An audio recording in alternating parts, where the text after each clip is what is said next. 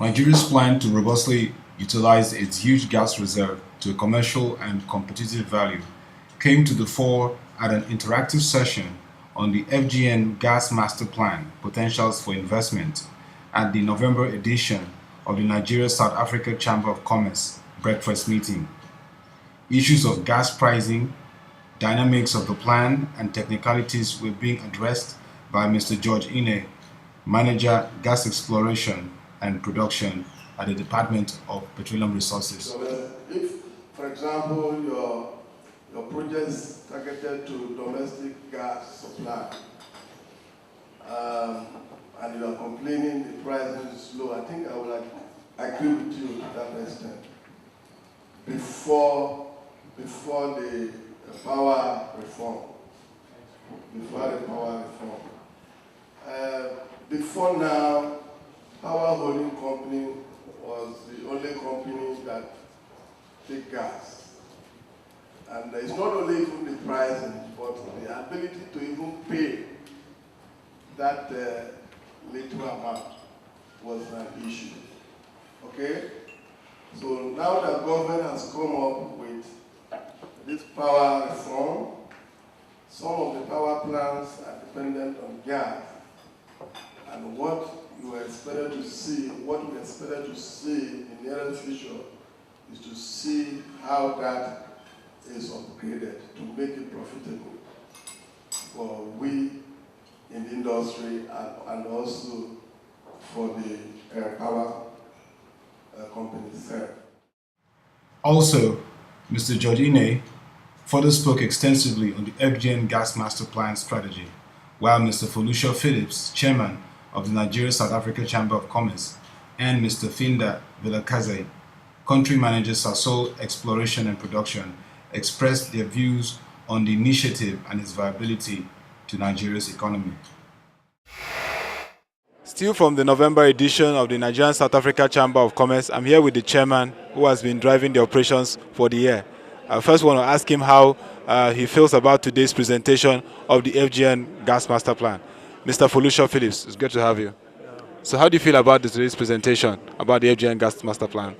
I think it's gone very well. Like I mentioned, there's so much in it, so much that what we certainly succeeded in doing is creating a certain level of awareness amongst our members and others who attended today about the opportunities that exist as far as gas is concerned in Nigeria. Gas is big. Nigeria is sort of the 8th or 9th largest producer of gas in the world. With Sasol that's sponsoring today's event, they've shown also that you can convert gas into liquids, into fuels, so that gas itself ends up still being diesel and other liquid fuels, which is very important. So the bottom line is that, like in every aspect that we have in the country today, there's tremendous opportunities for people to participate. We have to work a lot harder in order to gain the competence and the capability in actualizing all these opportunities. But the key thing about it is that they are there. And today was extremely enlightening to know how the whole process, the whole value chain of activities integrate with each other to get gas to liquids. Now, to make this very effective and viable, the issues of having an industry bill like the Petroleum Industry Bill is very crucial. As a player in the economy, what do you have to say about so far the issues of the PIB? It's been delayed a bit, but it needs to come on board to enable this gas master plan. There's no doubt about it that the PIB, the Petroleum Industry Bill, has got to be resolved. It's gotten to the stage where, as far as I'm concerned, it's been politicized for whatever reasons. It's a long outstanding issue. We all know that by getting that bill sorted out, the whole industry itself can be restructured. It can be restructured positively so that we can begin to leapfrog, given in terms of the opportunities and benefits that the gas and oil that we have in this country provides for us. We're here with the sponsors. Sasol is an energy company from South Africa.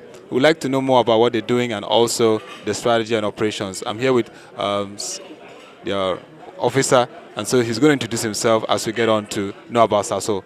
So please, may we meet you, sir?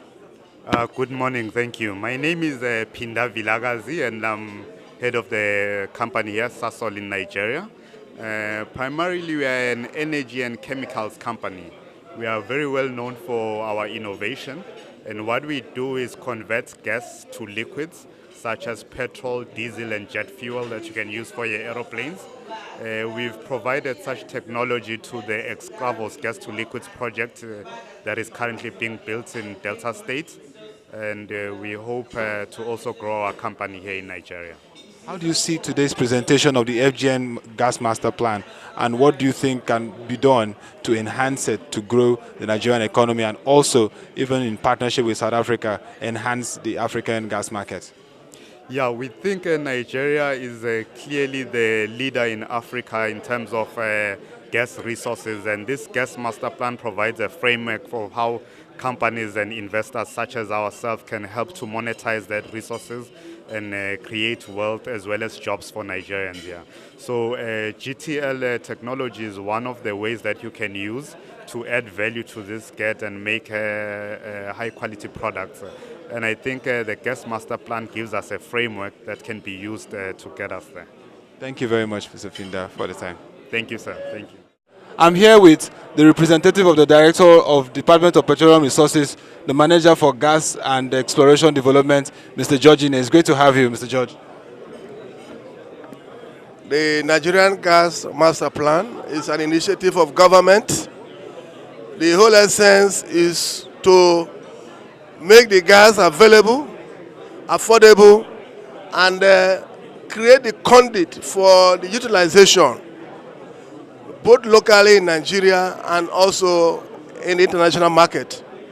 Now, the first issue that comes in, especially when you have a gas master plan, is the safeguards, the regulations, and of course the potentials it has for investors to come in and begin to engage that sector or initiative.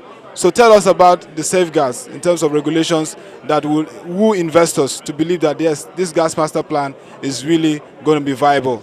Yes. In gas development, there is what we call a gas purchase and sales agreement, which you have to negotiate the terms and conditions, and that template is available with the NNPC.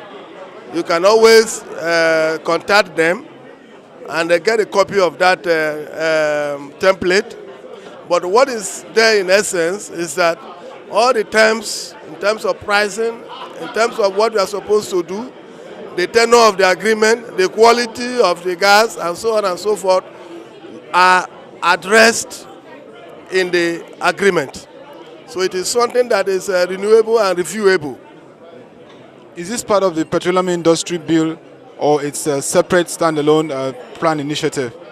The petroleum bill is the bigger bill for all the activities in the industry. So it covers the upstream, the downstream, and even the midstream. And gas is one of the components of Nigerian petroleum resources. So what it ensures is that no gas is left in the ground, and no gas is utilized, and no gas is produced and fled. We need to utilize the gas to create that multiplier effect in our economy.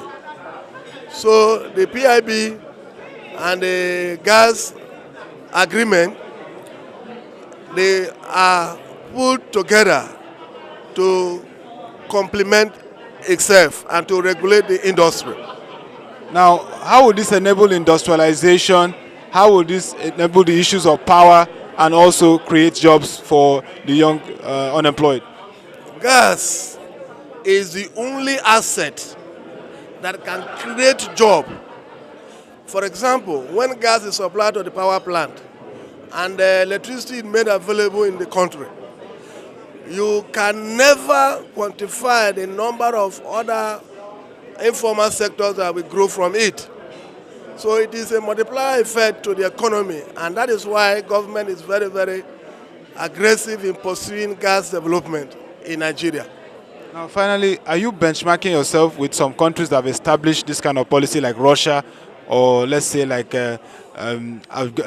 Azerbaijan? Nigeria is a developing country. What it requires her to do is to create those infrastructure that will move the country into industrialization so that we'll be at par with other developed countries like Europe, America, and Russia.